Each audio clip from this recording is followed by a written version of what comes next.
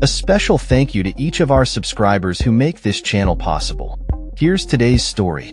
In a significant move aimed at safeguarding young Australians online, the Australian Parliament is poised to pass a bill that would ban social media platforms from allowing users under the age of 16. This legislation, which has garnered both support and criticism, is set to be implemented within a year, marking a bold step in addressing concerns regarding the impact of social media on youth.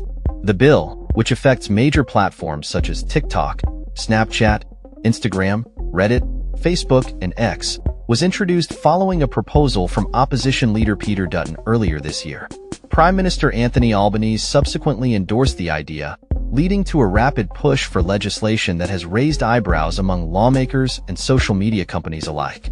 The bill's swift progression through Parliament has been met with skepticism, particularly due to the limited time allocated for scrutiny. Just 5 days were given for a committee to examine the legislation, during which nearly 15,000 submissions were received from concerned citizens and stakeholders. The urgency of the bill has led to a heated discussion among coalition members, with some expressing worries about the rushed process and the potential implications for privacy and accountability. Independent Senator Jackie Lambie criticized the government for presenting what she referred to as a ghost bill, questioning the need for such haste. She emphasized the importance of taking the time to ensure the legislation is effective in protecting young lives. Lambie stated, "For the sake of our kids, wouldn't we take a little bit longer to get this actually right?" Her sentiments were echoed by fellow lawmakers, including Coalition Senator Matt Canavan, who expressed uncertainty about supporting the bill without further amendments. Canavan pointed out that the verification process for under 16 users could inadvertently affect social media users of all ages, raising concerns about the practicality of enforcing such a ban. The legislation also includes provisions preventing social media companies from requiring users to submit government-issued identification, a move aimed at protecting user privacy.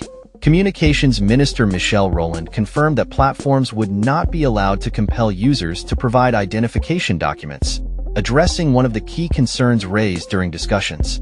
Despite the overwhelming support from the Labour Party and many coalition members, the proposed legislation has faced criticism from social media companies themselves.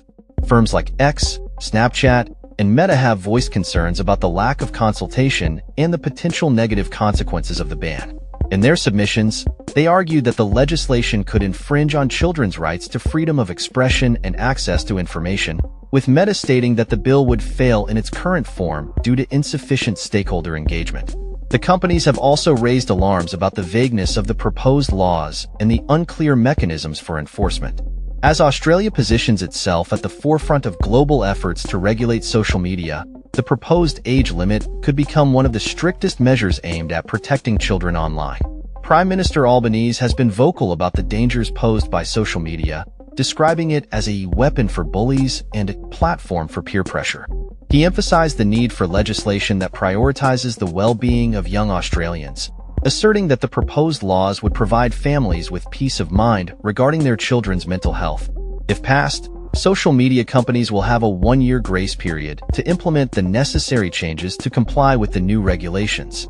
As the legislation moves toward a vote, the debate surrounding the balance between protecting youth and ensuring freedom of expression continues to unfold, with many calling for a more measured approach to regulation. The outcome of this legislation could have far-reaching implications for the future of social media in Australia, particularly as the nation prepares for a general election in 2025. With lawmakers divided on the best course of action, the path forward remains uncertain, leaving many to wonder how these changes will ultimately affect young Australians and the social media landscape as a whole. That's all for this story. We upload videos every day covering many different subjects, so hit that subscribe button to stay informed. Thanks for watching.